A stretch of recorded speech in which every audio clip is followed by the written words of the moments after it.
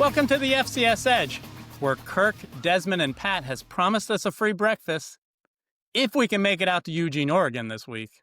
I'm Craig Haley of Stats Reform and TheAnalyst.com, along with co-host Zach McKinnell of FCS Football Central on SI. Zach, no college game day visit to the FCS, but plenty of huge FCS games. You must be excited about this schedule. Man, the best week of the year. And listen, we don't need college game day. Luckily, I think the FCS media that we do have covers it better than even they could. So I think we got it covered, man. We're gonna have plenty to talk about with the Brawl today. Solid point, because it feels like we've moved on from that, and it's only been a few days since they made the announcement where they're headed. So, well, Zach, Graham Bell is our producer as usual. This episode, we're going to talk FCS playoff scenarios, postseason scenarios, if you include the Celebration Bowl. And we're going to have our Week 13 pick'em. Also, two special guests in segment 2. Grace Lawrence, who covers Montana State and the Big Sky. Samuel Kim, former Montana All-American wide receiver who also covers the Big Sky. That'll be segment number 2. But let's get right to it. We're coming off a big week. We always look at the Stats Reform FCS top 25. Top 4 unchanged. Tarleton flip-flopped with Tennessee Tech moved up to number 5. But not significant change, but it sets up for a wild week ahead with auto bids on the line. We do have 3 already. Stephen F. Austin got the Southland to join NDSU and Mercer from the prior week. Just great scenarios all around. What stands out to you, Zach? Yeah, I don't think the top 25 had any like major things that stuck out to me. I was a little bit surprised SIU stuck around in the top 25. I know things have been trending in the wrong direction for them. I know there was a lot of conversation about South Dakota State, right? 4-game losing streak right now. Hasn't looked the same without Chase Mason. So interested to see them sticking in. But man, you kind of mentioned like all the craziness that are out there. You mentioned all the HBCUs that are right there at the cusp. And I do wonder if we kind of have like the de facto MEAC championship this weekend, Delaware State, South Carolina State. Does the winner of that game get in there? And Alabama State's right there knocking on the door. They have a game this weekend that they should win. And then obviously they have the Turkey Day Classic the week after that against Tuskegee. I mean, it's been a while, Craig, since I think we've had 3 HBCUs in the top 25. And with the way it's trending right now, we could end the season because Alabama State obviously not eligible for the playoffs. Turkey Day Classic will be their last game. We could end with 3 HBCUs in the top 25 to end the year. Man, that would be a huge step for the SWAC and MEAC. Yeah, I mean, they're right there. I think 3 of the top 6 or first 6 spots outside the top 25 are HBCUs. Alabama State, Delaware State, South Carolina State. Obviously, Jackson State is in there at number 20. But let's get right to the playoffs. I mean, head-to-head is the big scenario this week for auto bids. There's 8 remaining auto bids that need to go out, and 4 of them are just straight head-to-head matchups, which is phenomenal. Montana State at Montana in the Big Sky, Harvard at Yale in the Ivy League, Lehigh at Lafayette, the most played college football series in the Patriot League. UT Martin can force in a bid in the OVC at Big South if they win at Tennessee Tech. Just great scenarios all around. Obviously, the Brawl of the Wild always stands out. That's our Stats Reform FCS game of the week. Tell us about the scenario with Montana State going to Montana, 124th for Newell, the Brawl of the Wild. Yeah, I think the biggest question would be like who gets, obviously the winner gets a 2, right? But what happens with the loser? And that's been a big topic of conversation this week is does the loser stay at 3? They drop to 4, possibly 5. Is there any chance it falls out the top 5? I think it probably depends on one, how the loser looks in the game. Do we have, Craig, if this thing goes to overtime or it's a 3-point game, comes down to the last possession, I have a really hard time seeing the committee punish the loser of this game and saying, man, put them at 5, right? Like just move Tarleton and Lehigh right above them. I really do think, especially if it's Montana, you look, this would be their first FCS loss. It would be really, really hard to punish them just because their loss came later in the year than it did for like a Tarleton. And yes, Lehigh would be 12-0, but Craig, do they have the signature wins that Montana has? Where you look at some of the games that they've won, Sac State's a quality win. Idaho's still a quality win.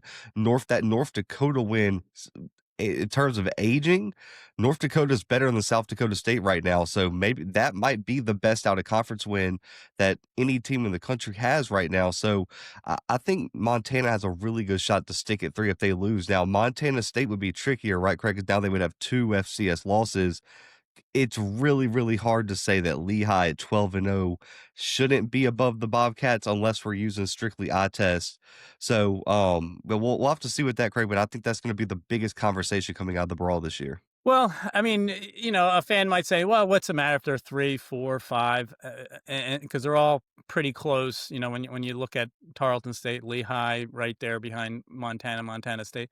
But it is a big deal because that 4-5 matchup is on the opposite side of a semifinal, staring at North Dakota State, which will probably make it to the semifinals.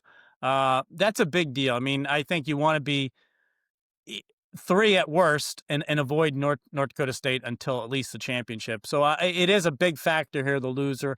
I think the committee has shown in their top 10 reveals they really like Tarleton State. They really like Lehigh.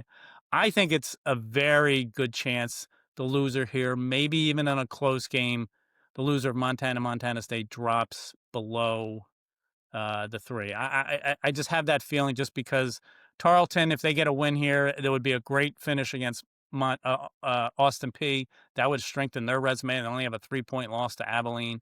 Lehigh, if they go undefeated, they've already shown how much they like them. So I think that's a major factor in this game, which is a great game no matter what. But you kind of don't want to leave it up to the committee to decide your fate in that 3, 4, 5 scenario. But great topic for sure.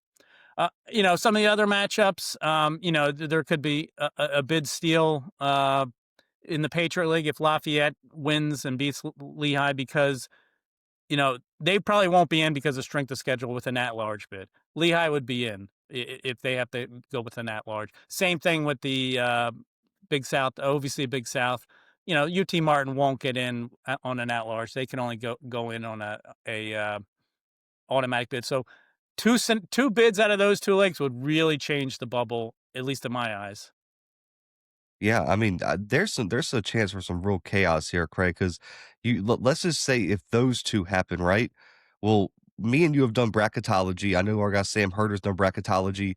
Look at some of the teams on the bubble that might get left out if we have to push a UT Martin or a Lafayette in. And then, Craig, that's not even talking about if Yale wins, then Harvard gets in at large. You're gonna have to push a 3rd team out the bubble. And then, Craig, it would be really hard to keep Austin P out if they beat Tarleton, and Tarleton's going to be locked into the field. So if you have to move Austin P in as well, if you get 3 or 4 or all 4 of these chaos scenarios, Craig, we're talking about leaving an 8-win Big Sky team out, possibly an 8-win Missouri Valley team out just because you have to. Like, we don't have enough spots here, and we're going to have a bunch of 8-win teams as one of the first 4 teams out of the playoffs. And Craig, I think it would be a huge fundamental shift for fans to kind of wrap their heads around how tight the bubble is. Because you have teams, Craig, that I think, and I'll let you kind of chime in here. There's teams that if they win this weekend could be a top 16 seed. But if they lose their game this weekend, they go from a top 16 seed to one of the first 4 out. Yeah, I think we've wavered on 7 and 5, where we didn't think originally there wouldn't be a 7 and 5 team in. Then we thought that there's a more of a chance with an Abilene Christian, maybe a North Dakota because they're just strength of schedule. But the bubble does seem to have a lot of candidates, which is great overall. Right now, I mean, I do a bracket each week, and I had it Sunday on theanalyst.com. My first team out was South Dakota State going into this week. They get a win. Mine too. Yeah, they're gonna get in at 8 and 4. I actually had Austin P in going into this week, but you know what? They lose to Tarleton. Probably not. And that's a tough game for them. Dartmouth, it's funny, they have a better resume than Yale, including a head-to-head. They beat New Hampshire as well. They won at Central Connecticut State, the NEC potential champion, and the committee really likes road wins. So their scenario is better than Yale, but they're not going to take 3 teams out of the Ivy League if Yale was to force its way into the field. Dartmouth needs Yale to lose to Harvard and have Harvard get the auto bid.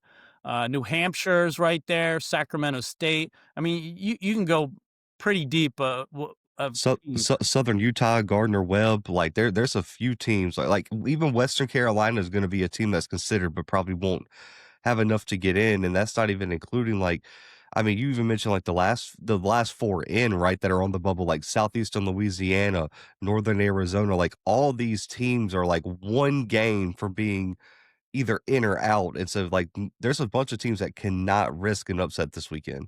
Yeah, I'm glad that you mentioned Southern Utah because I think the win and get in head to head, games are the ones that are the ones we're all kind of looking at because you can't beat that scenario. But at the same time, the UAC is fascinating. They still have four teams in the mix. Right now, Southern Utah is probably fourth in the pecking order because they have one fewer win than Austin P, even though they beat Austin P.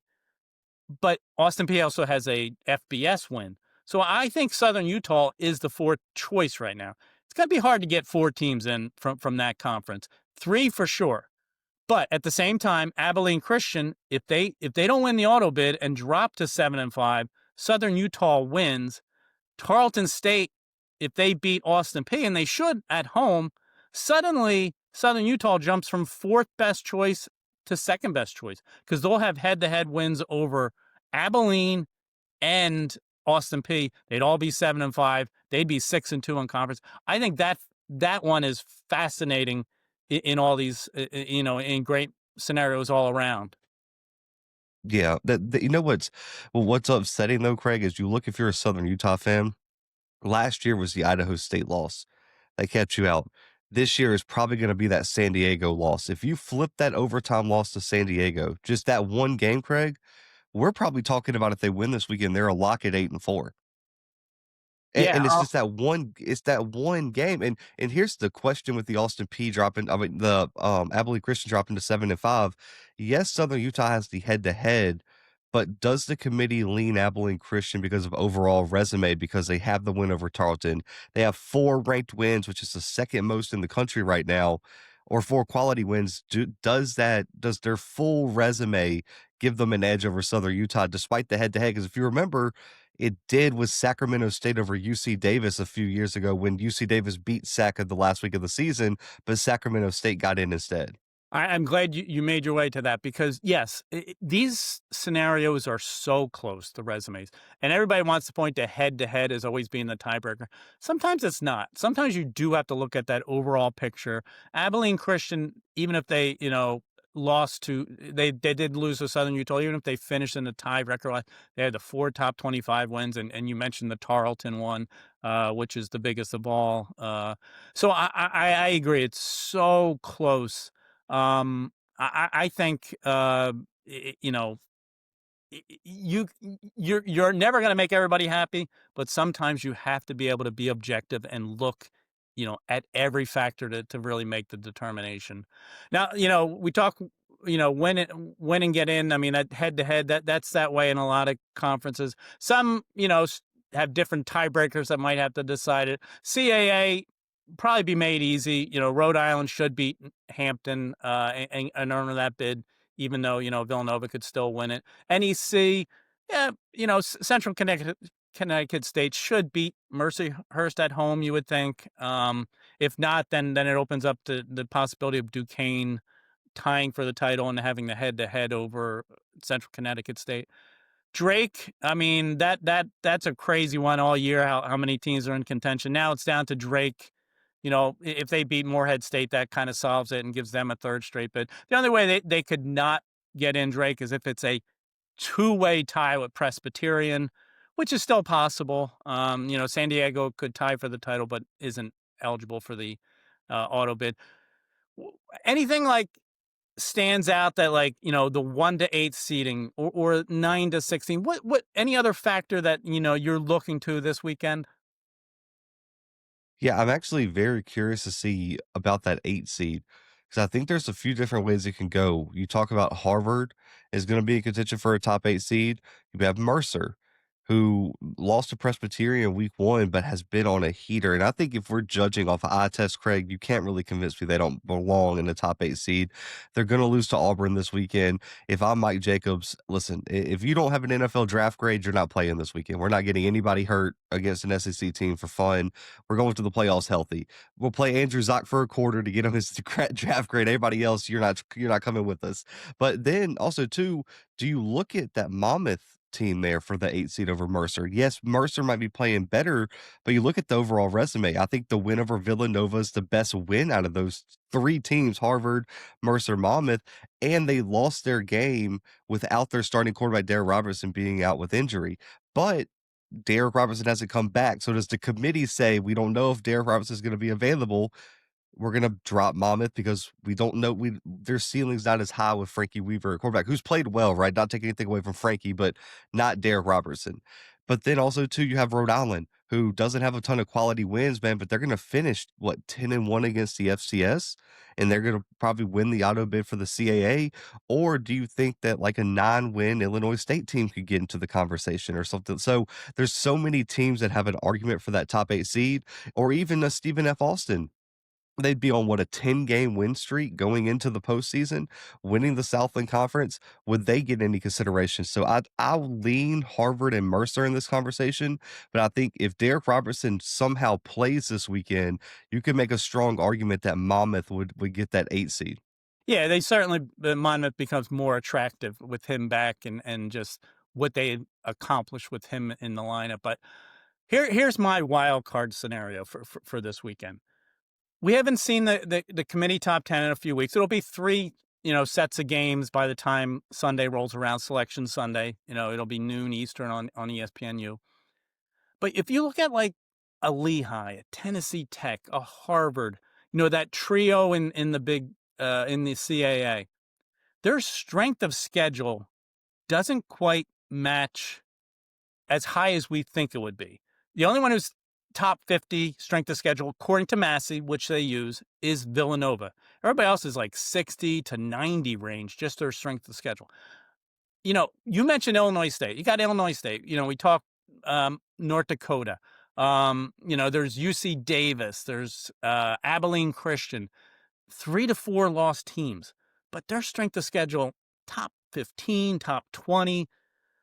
There could be like a wild card scenario that those teams that we think that are right there maybe gets jumped on the last day just because of strength of schedule. That one last look at Massey.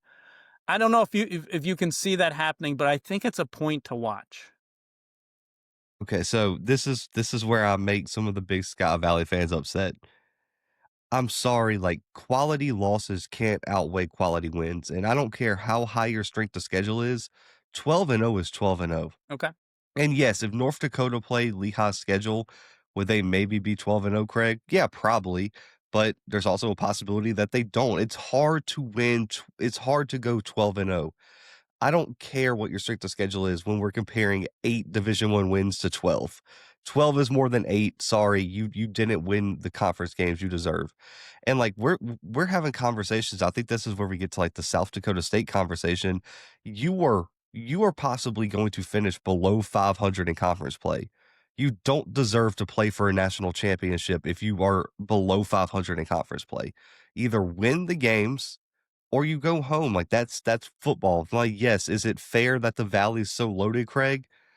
I mean, probably not, but Lehigh, I don't think went out and scheduled just like they all could only play who's in their conference. And I think the Patriot League has started to add some better teams. It's a weird year where Richmond's not very good. And that hurt Lehigh's strength of schedule, but they still went out and scheduled Penn and Yale, and they have some quality wins that they went out and they didn't go and schedule Drake. Not taking a shot at the Missouri Valley, but there's a lot of teams that played Pioneer League teams and out of conference. And Montana State played Mercyhurst. And so we're not going to act like it was just these teams play flawless schedule. So I do think, yes, maybe some of these, I think what could happen, Craig, is Illinois State gets a higher top 9 to 16 seed than expected. And that's why a team like North Dakota, South Dakota State, the winner this weekend, Craig, probably has a good argument to be ranked pretty highly in that top 16 seed range, while the 7-5 loser probably doesn't deserve to get in. And I think that's the distinction. But I think when you're talking top 8 seeds, I really listen, strength of schedule is great, and it could be one of the determining factors, but at the end of the day, you have to win the games on your schedule, and I can't say because you played a tougher strength of schedule that at 8-4, you belong over a 12-0 team. Okay, excellent point. But if we have so many good teams on the bubble, or that have legitimate cases here, is 24 teams still the right number? We asked the Southland and UAC commissioners last week about that, but what do you feel? Do you feel 24 is still the right number? I think so. I would still lean 24. I think if you expand it, maybe it makes the bubble a little less tight, but I still think at the end of the day, we're gonna be having the same conversations. Instead of us talking about an 8-4 NAU, an 8-2 Dartmouth, and a 7-5 South Dakota State, we're gonna have to go down and be talking about 7-5 Gardner Webb and 6-6 this team. Like all it does is let more teams that might not be as deserving into the field. I think 24 is fine, and I think at the end of the day, is the goal of this is to crown the champion. I think I think there's nobody outside the 24 teams right now that we're projecting that anybody thinks has a real shot to win the national title. I think we've done our job. I think if you can't get to 8, 7, 8 wins, you probably don't belong in the playoffs anyway. So I think 24 is fine. Well, the number of FCS programs have stayed pretty constant for 10, 15 years, ranging from 125 to 130. This year, there's 129. So that hasn't changed. But the Ivy League is now participating. So that does add 8 more teams eligible from the past. How about 28? A field of 28, if you had 4 seeds, the first round 24 play, knock that down to 12, add in the 4 teams with buys, it's still the same number of weekends. Could you make a case for 28? Yeah, I think if it did expand, 28 would be my max. I wouldn't want to see it go any any further because I look at the bubble like in terms of bracketology for us. So that would mean, I mean, if everything stayed chalk right with our projections, you'd probably have South Dakota State in, New Hampshire, William and Mary, Gardner Webb, maybe a Southern Utah and Austin P. Like, like 4 more of those 6 teams are probably in. I'm fine with that, but I think 28 would be my max personally. I agree. I think 28 is fine. I love all your talk about strength of schedule. Let me make this point about the FCS playoff selection committee. It's coming off a great year. Last year, 1 versus 2 seeds, Montana State and North Dakota State made it to Frisco. That worked out. 19-3 record for the home teams leading up to through the semifinal round. That's tremendous too because every home team won in the second round, the quarterfinals, and the semifinals. And you could sit there and say, well, that's just the home field advantage. Well, guess what? No, that is they got the seeds right. And in a year where they seeded 16, it worked out 1-16, where it whittled down to 1-2. Great year. And I think that's a credit to this current group of selection committee members. Mark Wharton, we had on as a guest. It's his final year on the committee. He's the selection chair. He's been building up for 5 years. This decade is so much stronger with the playoffs than, say, the 2010s. In the 2010s, Montana got in 1 year. That was very questionable. New Hampshire got in 1 year. It was very questionable. When they started doing the committee reveals in season, it didn't always make sense. They did 3 the first year in 2016. The next week, teams that had quality wins had dropped. Teams that didn't have quality wins moved up. It made no sense. There was no consistency. I think they've come to value road wins more. They've looked more at the metrics and strength of schedule. It is a big deal how much better the playoff fields have been this decade than in the 2010s. Yeah. No, I'm with you. And Craig, outside of Montana, Montana State, North Dakota State, is there anybody in the field that you don't think can be beaten by one of these teams in the first round? Wow. That's a good I question. mean, but really and truly, I mean, listen, yes, the Valley's really strong, but what makes you think that Dartmouth can't compete with a Youngstown State? What makes you think that Harvard can't compete with with a North Dakota. Like, nothing tells me that. Now, would those Valley teams possibly win? Yeah, maybe. But man, we saw Northern Arizona go into the playoffs last year and get just demolished by Abilene Christian. And then that Abilene Christian team went to Fargo and held like a 3-score lead in the first half before North Dakota State rallied back. Tarleton went up and put 31 points up against South Dakota. I think the gap is closing. Like, I think what happens, Craig, and I know this has been a conversation, people mistake NDSU's dominance for those Valley teams' dominance in the postseason. That hasn't always been the case. It's true, and it's a one-game scenario. I mean, on any day, somebody can be beaten. I mean, I think fans like to see the very best. North Dakota State blowing out, South Dakota State or whoever, rolling through these top 25 wins. But doesn't mean sometimes they're, Youngstown State gave them problems. Illinois State did for 3 rounds. In one game scenario, teams can be beaten. Montana State, Montana, they can all be knocked off, even though the in the body, the big body of their picture, they might be better than the team that they're playing. But no, in a one game scenario, a lot can change. I love your Dartmouth point that the Ivy League jumping in throws in even more teams that can get it done. All right, we're going to take a break, and when we come back in segment 2, we have Grace Lawrence, Sam McKim. They're going to talk about the Brawl of the Wild, Montana State at Montana. And as we go to break, we're going to take a look at the stats performed Week 12 FCS National Teams and Players of the Week. This is the FCS Edge.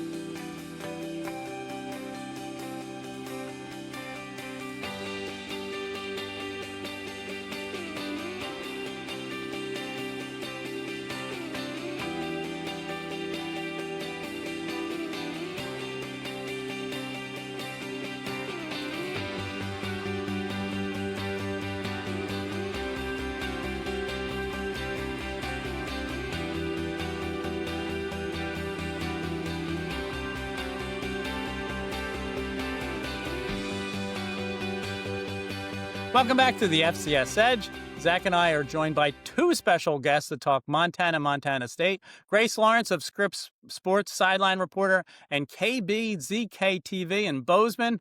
And Samuel Akim of Skyline Sports, Akim's analysis on YouTube. And of course, former Montana All-American wide receiver. Grace and Sam, thanks for joining us today. How you doing? Thank you so much for having me. Doing well. I heard there's a big game this week, so. Well, let's get right to it. Grace and Sammy, what are some of your overall impressions of this year's Brawl of the Wild?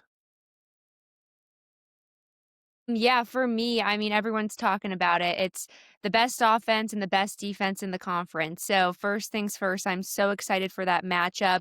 They've had obviously common opponents in the Big Sky, but they've actually stacked a lot of weeks behind each other. So, in talking with the team and other media members, we do film study too, getting ready for teams. So, we've kind of watched some, but I'm so excited to see Montana in person. And then on the flip side, I'm excited to see the Montana State offense against the Montana defense because I think they've put together a really great campaign as well. Yeah, I think this is a massive game for many reasons. Obviously, the Big Sky Championship is on the line. Obviously, bragging rights for the next 364 days will be on the line as well. And I mean, it almost feels like in this game that the bragging rights are more important than any of the hardware that's on the line. I mean, if you've been a part of this rivalry, if you've been in this state, you understand. I mean, as a player, you get asked about it every single day. If you see fans in the store, they're like, hey, are we going to win the Brawl this year? How you feel about the other guys, So I'm just extremely excited, and I think these are 2 really good teams, and it's all the questions that have been up in the air. I'm just excited to get the game finally to be played. This looks like it's going to be a competitive one. And Samuel, this one's going to be for you, man. The home team has won by a lot the past 5 years. It has not even been competitive, even when both teams have been good.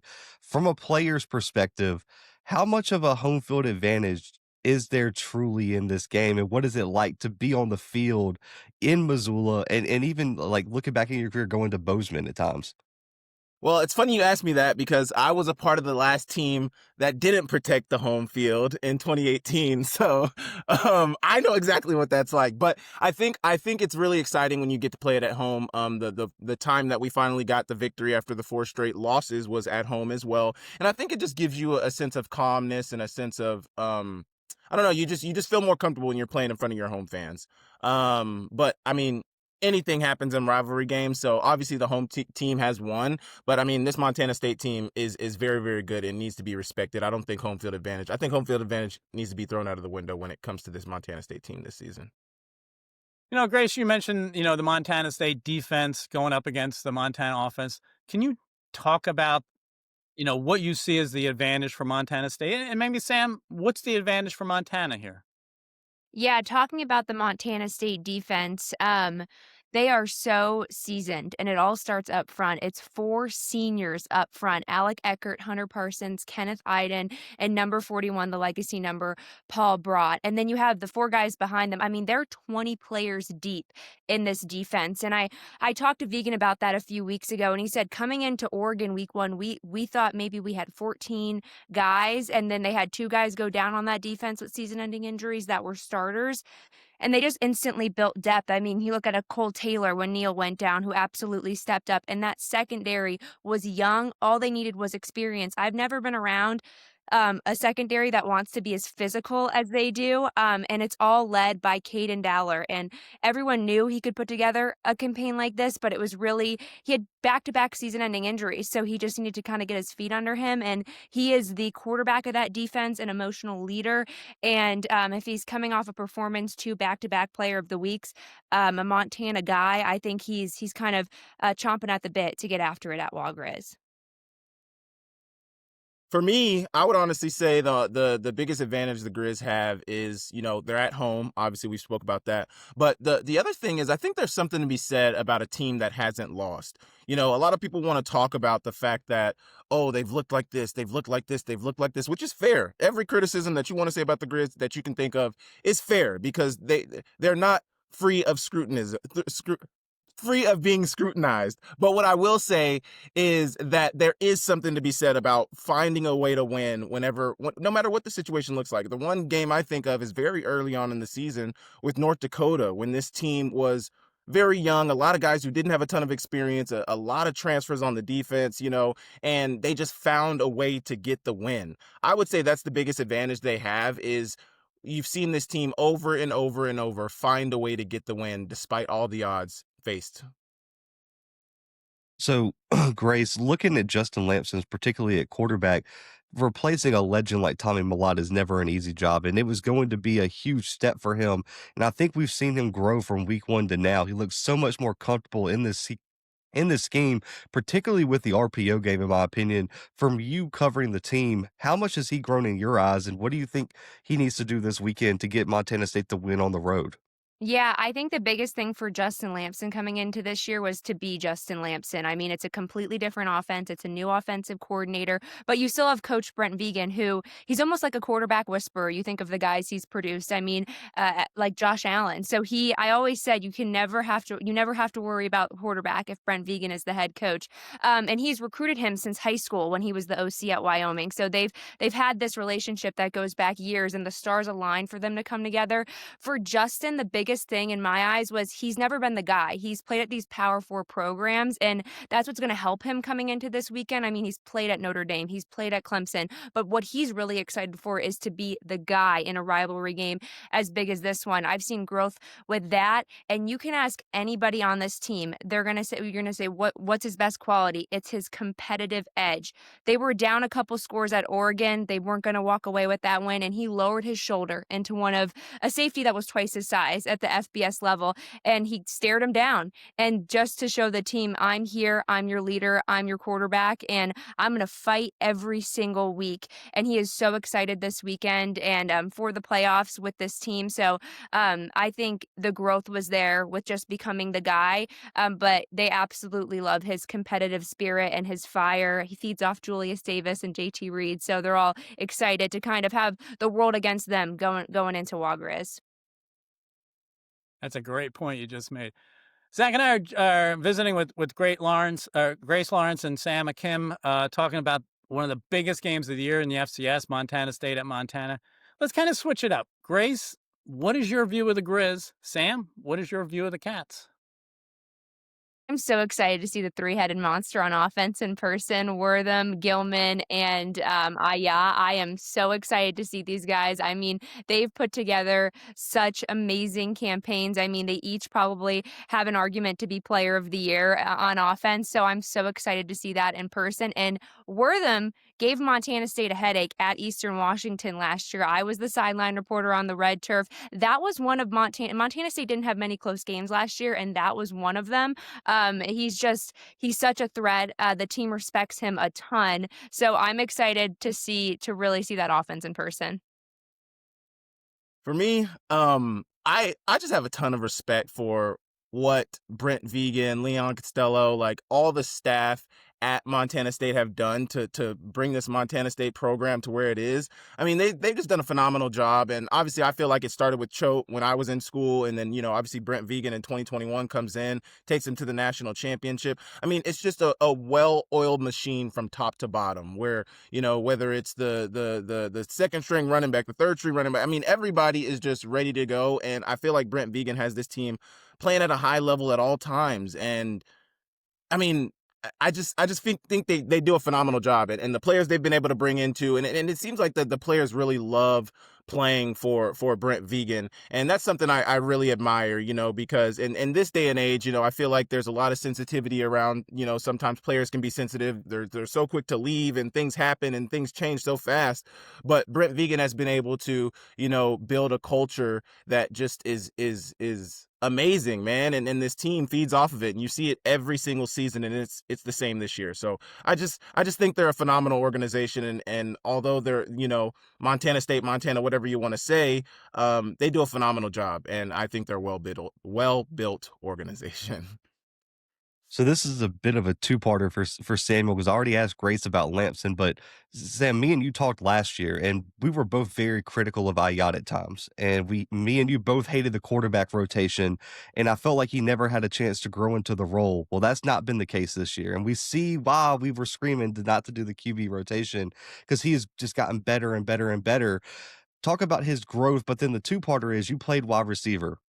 You and Wortham have two completely different games, but how fun would it have been to play with a dynamic weapon like Wortham, who does so much at wide receiver, and what do you like about his game? Man, so to talk about the IOT development, it's amazing how much you can see a player grow, especially a talented player. Like I think it's one thing to say like, oh, just let that young guy play. But when you see somebody who genuinely has the talent, it just feels like they haven't got the right amount of reps. I mean, we've all watched college football. We know it takes time. Like these guys need to be able to mess up. But I think the biggest thing is the fact that they need to know that I have the buy-in from the coaching staff. I need to know that if I mess up, they're still going to believe in me. I need to know that I threw an interception. And the biggest example, the best growth that I saw from Ayat, I keep mentioning the North Dakota game, but it was so huge. Ayat threw 2 first-half interceptions in that game, comes back in the second half and performs phenomenally, man. Like I think that was the biggest growth jump we've seen from Ayat this season. On the Wortham point, man, I mean, he just steals all the attention. I mean, obviously you have Eli Gilman on that offense too. So like Grace mentioned, it's the three-headed monster on this Montana offense. But I mean, Eli Gilman takes so much attention already. Then you put a guy like Wortham, who you can put him at quarterback. You can put him at running back. He's going to tear you up at receiver.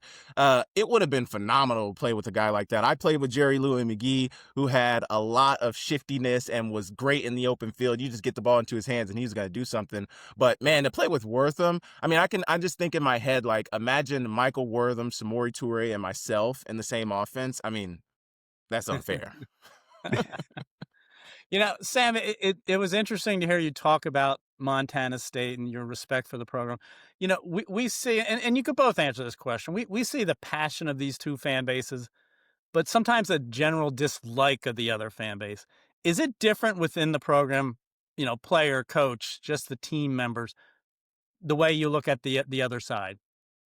Most definitely. I mean, when you're in it, It's so hard to see the, not that necessarily it's so hard to see the good. I know that may sound bad, but like it's hard to see what the other side is doing well because all you want to do is beat them. All you want to do is beat them down. But I think when you get separated from like being in the locker room, being a coach, being an administrator, maybe even the administrators know, they all know. But even being a coach and a player in the locker room, it's so tough to see. But when you get separated from that and you're not on the team anymore, you really start to have an objective view about things. You're like, man, like, I hate those guys because they're so good. I don't like them because they do everything well. Like, that's why it makes me so mad. And honestly, you wouldn't want it any other way because, you want it to be competitive. You want it to matter. You don't want it to be just, oh, write it in. They're going to get a win at the end of the season. Like, you don't ever want that. You want this game to matter. You want people to care. And that's what makes it so amazing.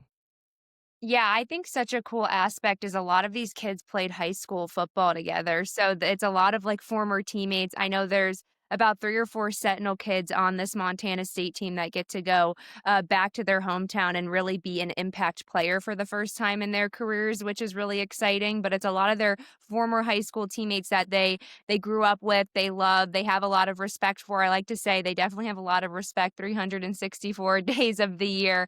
But just like Sam was saying, I mean, there's so much tradition and pageantry that's lost, unfortunately, with this modern landscape. I still love college football to death, but there's just something about these two programs, this game being at the end of the season, meaning something. It's so cool because, our broadcast, the smallest town in Montana will have it on at the bar, up to the biggest city in this country. It matters that much. So it's really, really cool.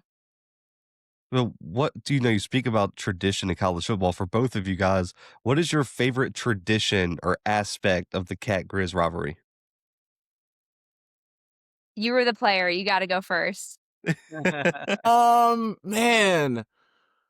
Oh, that's so tough because there's so much. I mean, I have an immense amount of love for the Missoula, Montana community and just all the fans. And I would probably say my favorite part of it is just seeing all the love, all the love that the players get, all the adoration and just I just love the fact that people love their team. I mean, that just makes it just warms my heart so much because I know a lot of these guys, like Grace was mentioning, that played Montana high school football.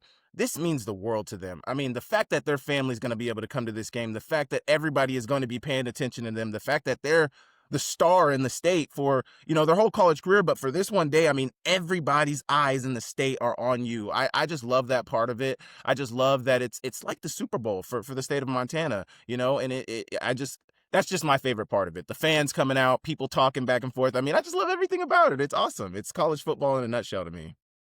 Yeah, similar for me. I mean, the players will all say it. No one will remember a random play at Cal Poly or a random win at Northern Colorado, but everybody will remember every single play. They'll remember the big play the backup safety made in this game, or the backup wide receiver made to get you guys into the red zone. It's just they'll remember every single moment of this game, and it's really an honor to be a part of a broadcast for a game that's cared by so much. The only thing that outrates us in the state of Montana is the Super Bowl. So it just shows the impact, how many households are tuned in. And that trophy is something like I've never seen before. And more than how cool that trophy looks is the pride they take in it being in their building 364 days of the year. Last year when they didn't have it, my opening hit was all about Brody Greavy. He talked to me for 5 minutes about how much he remembers, he remembers every single day we walk by and it's not there. And it's a reminder that it's not there and that we didn't get the job done a year ago. And we don't want to feel like that ever again. So, especially for these seniors, wanting to go out with the win is really important to them. That's a huge piece. What Grace mentioned, that is a huge piece. That Is it cannot really be as heavy? understated. Is it really as heavy as everyone says it is? He's probably, yeah. JT Reed we just had a press conference with him and they say it's 300 and some odd pounds. It feels like 800. And he goes, I'm short. So every time it comes over to me, he goes, last year I was like, Paul, you take it. Paul Brawl, you take it. Like I had my 10 seconds. That's all I need. No, but it's real what Grace just mentioned about the trophy not being there. Because I came in 2016. That's when the 4-year streak started. And I remember that freshman year seeing it every day. And us as freshmen, like, especially somebody coming from Oklahoma, you don't understand how much that matters. And, just walk past it, touch it every day. And I didn't really understand. And I remember our senior talking to us that Friday saying, hey guys, I remember when I was a freshman and the trophy wasn't there. Make sure we bring that back. We didn't bring it back, and it didn't come back for 4 years. So imagine walking past the spot where the trophy used to be, not seeing it for 4 straight years. I mean, it's so huge. It's so huge. Grace is 100% correct. Well, Grace Lawrence, Sam McKim, we enjoy your coverage throughout the year in the Big Sky. We'd be remiss if we didn't put you on the spot and get your game pick here for Saturday, Montana State at Montana. You guys aren't going to like my answer, but because I'm on the call, it's like Kirk Herbstreit on game day. I cannot make a pick, so I hope for a great game. Well, I am not on the call, and I think it's going to be a really close game. I do lean towards the home field advantage a bit, but I don't think it's going to be a blowout by either team. I said earlier this week on another show, 33-31 Montana, and I'm going to stick with that pick. Really, really close game. I think it comes down to the wire. Well, that's the kind of score either way I think we'd all take, because that's just, a fascinating kind of game, and we hope it comes down to the end here for the Big Sky title and auto bid. Great, Sam. We appreciate your time. This was so informative. We love learning your thoughts on both teams. We're going to take a break from the FCS Edge, and when Zach and I come back, we're going to have our Pick'em segment. This is the FCS Edge.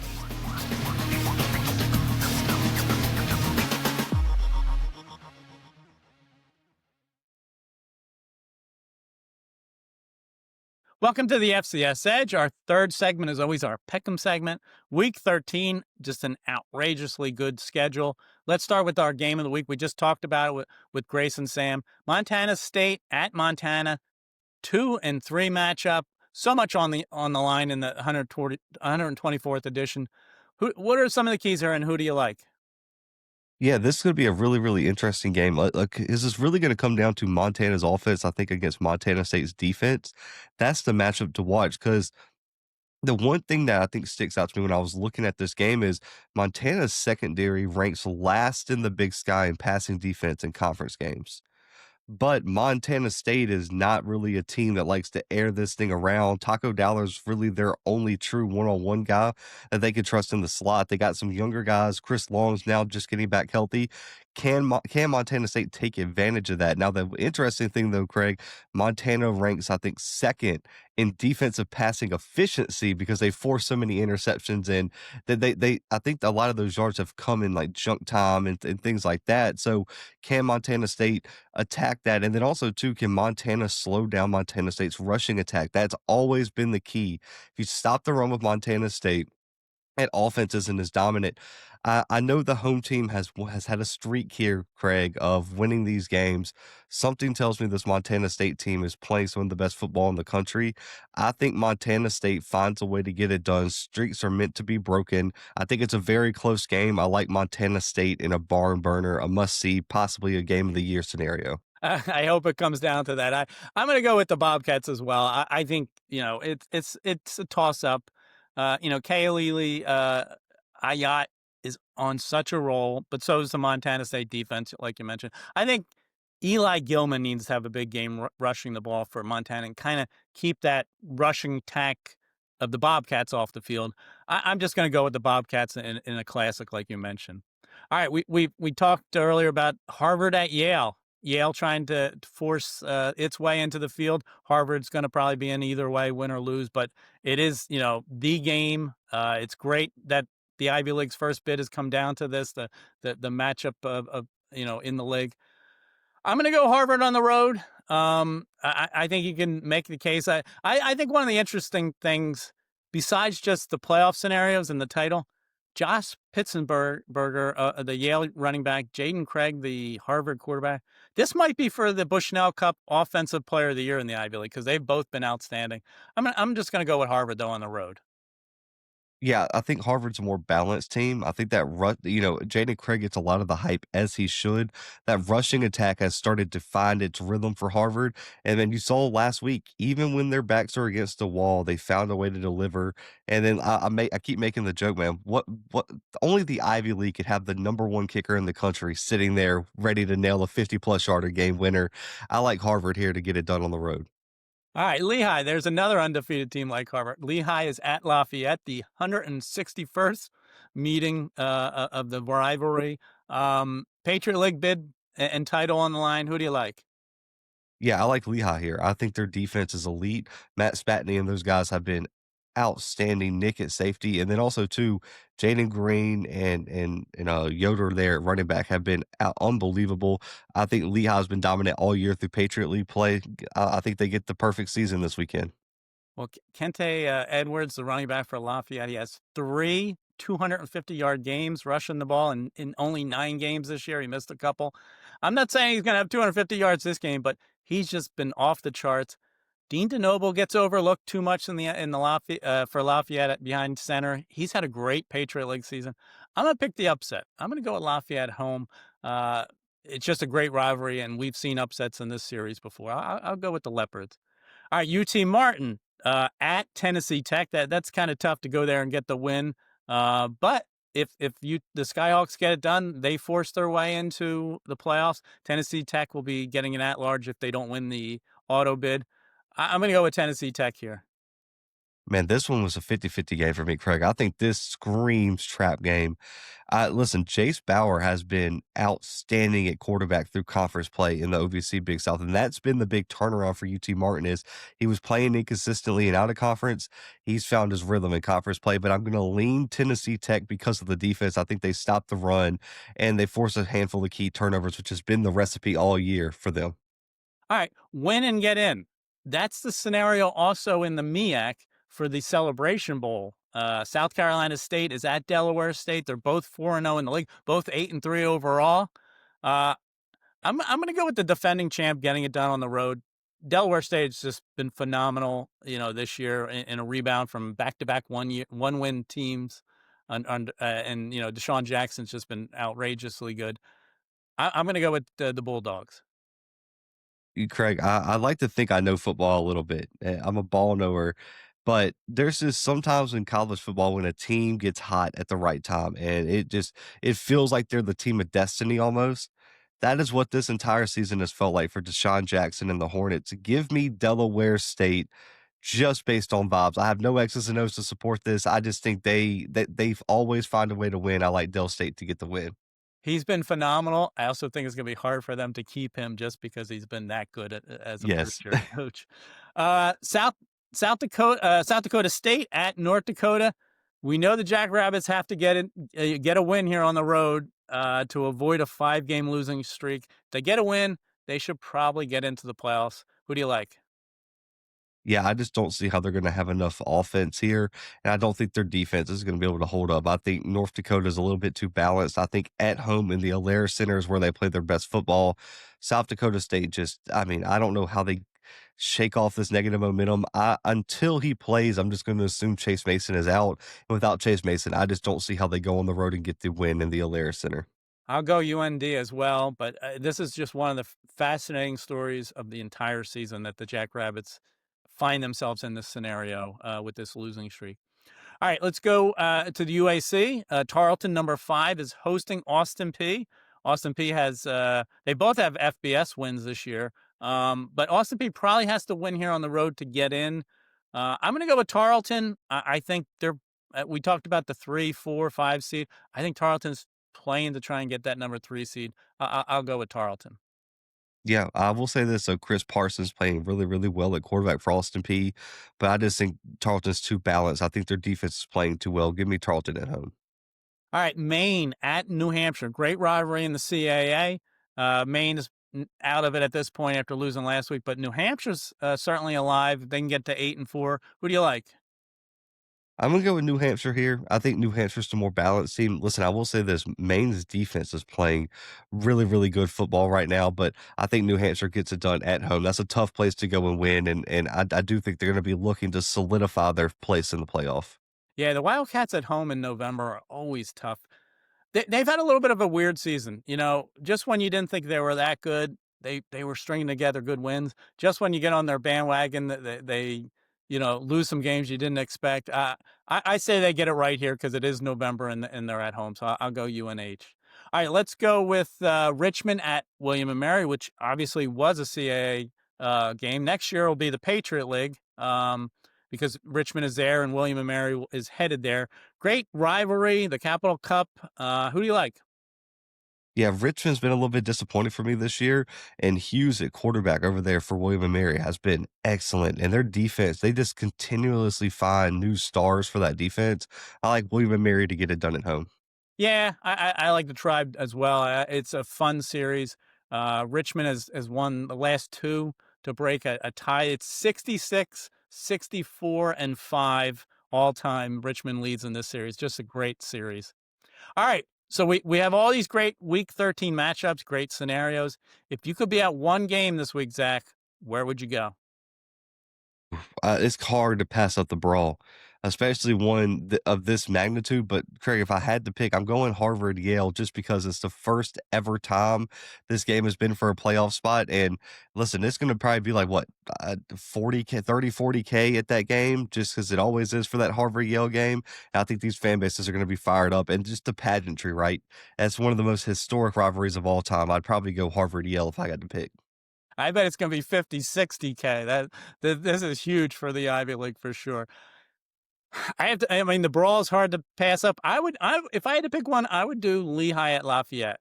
And it's funny, Montana's undefeated, Lehigh, Harvard. So we kind of like feel like those are the ones to be at. I think Lafayette could get it done.